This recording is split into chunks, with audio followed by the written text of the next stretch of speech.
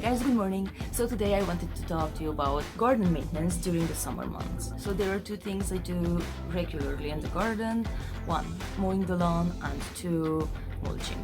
And these two things are interconnected in my garden because I recycle the grass clippings. I use them as mulch in the flower beds. So this way I don't have to create a separate space where I dump the grass clippings. And two, I have free mulch.